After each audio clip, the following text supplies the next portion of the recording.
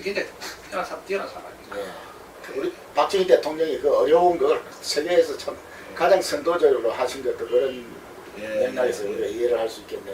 공부를 그렇죠. 많이 안 했겠습니까? 그죠? 그 다음에 이제 또 국방장관 론이라는 인물이 있는데, 론. 이제 삼거래 비스마르크, 예. 그저 몰트케, 론, 국방장관. 이 사람이 이제 혼자서 삼국 통일도 세 사람이 있었지 않습니까? 예. 삼거래. 아.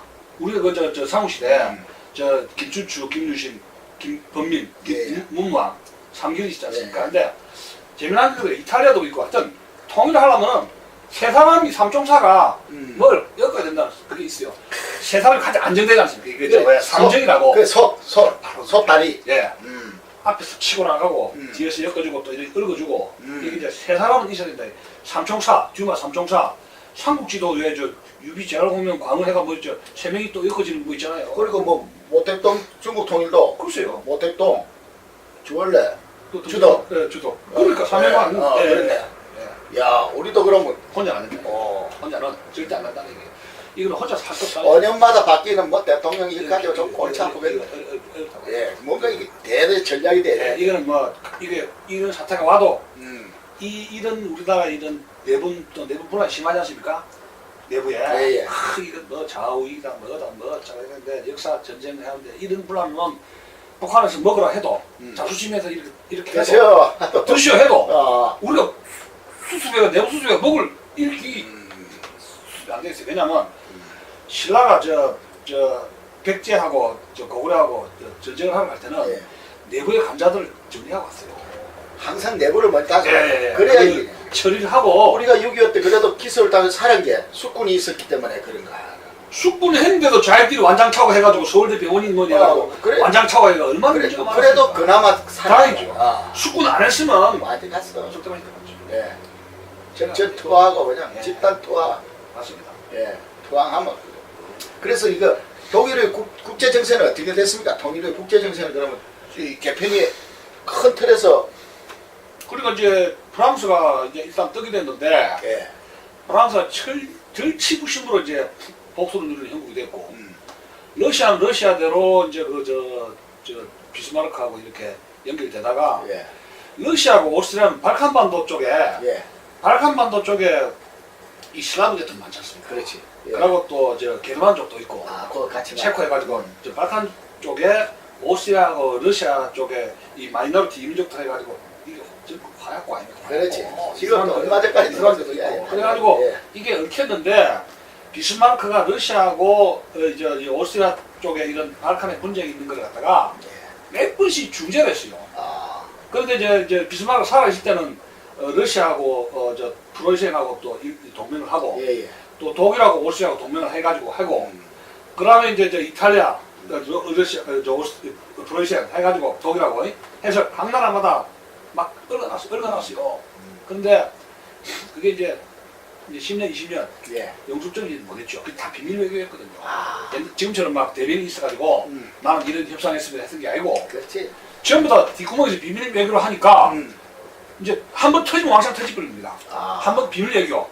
상대방이 어떻게 하는가 서로 모르죠. 1차 대전 원인도 비밀 외교 때문이거든요. 서로 의심하니까. 그게 그러면서 이제 그 비스마르크가 이제 1880년에 은퇴를 하면서 러시아가 프랑스하고 바로 붙게 되고 또 프랑스가 영국하고 붙고 큰 힘을 하나가 사라지면서 완전히 세력들이 영국이 러시아하고 붙고 해서 프랑스, 러시아, 영국 이 나라 삼국 협상이 되고 협상이 되고 그다음에 이제 비스마르크 물러간 뒤에 이제 러시아, 독일하고 그다음에 오스트리아, 이탈리아 이게 이제 뭐니까 동맹 이래가지고 이 삼국 동맹 대 삼국 협상 이 아주 첨예하게 대립을 하게 돼요. 삼국 동맹 대 삼국 협상. 삼국 동맹은 이탈리아, 독일, 오스트리아죠. 근데 오히려 이 삼국 동맹이 고립이 됐어요. 고립이 됐어요. 근데 그거를 고립이 되었는데 독일 군부가 이해를 못해요. 왜냐하면 후사의 이걸 자꾸 믿거든. 옛날에 우리나라가 강했는데 덴마크, 오스트리아, 프랑스 깼는데 설마 군사적으로 안 되거든요. 러시아가 어떻게 이깁니까? 나폴레옹도 전나라인데. 그렇죠. 우선 저 뒤쪽으로 숨어 들어가 버리면 그거 따라가다 막 지쳐버리더라. 그 옛날에 이제 타고 영화 이제 모든 게 옛날 생각하면 안 돼요. 아, 그러다가 군부가 설마 이겠지 하다가 이제 현실은 그게 안 되고 결국 이제 2차 대전까지 가는데 1차 대전에서는 이미 러시아하고 프랑스하고의 양면 전쟁 아닙니까? 예. 못 이깁니다. 예. 그 판이 그래 되면 이거 뭐 끼고 나가면 안 되는 거 아닙니까? 아, 예. 그렇게 된 거예요. 그러면 1차 대전에 왜 미국은 왜 끼어들게 되었습니까? 2차 대전 막판에 1917년에 막판에 끼어들었는데 그 자기 그 유럽에서 이것 때문이죠. 시장에 가서 이거 발언권. 그러니까 이제 힘은 좀 생겼고 네. 남북 전쟁으로부터 시간이 좀 걸렸고 그러니까 이제 한 50년을 넣지. 처음엔 개입을 안 하려 했는데 예. 영국하고 특히 영국의 이해관계가 있지 않습니까? 네. 영국에 온 사람들이고 네. 영국이 무너지면은 네. 자기들이 시장이 손해고 예. 또 영국이 또 도와달라고 하고 프랑스가 그러니까 영국하고 프랑스 이런 나라하고 미국하고 가깝지 않습니까? 예. 그래서 지면은 자기가 유럽에서의 발언권이 약해지지 않습니까? 예. 시장 발언권이 아니고 시장이겠죠. 시장 이권, 아. 산업적 이권 아, 그렇지 않습니까? 예.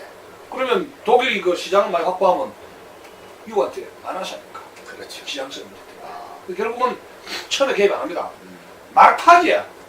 아이고 살았다가 헬프미 할 때 전쟁이 거의 막 기진맥진하면은 이거 끌어당기는 거 그렇지. 더 심해지지 않습니까? 아, 그러니까 영국과 프랑스는 더 죽은 맛이죠. 더 땡기는 거 알죠? 예. 그래 하면서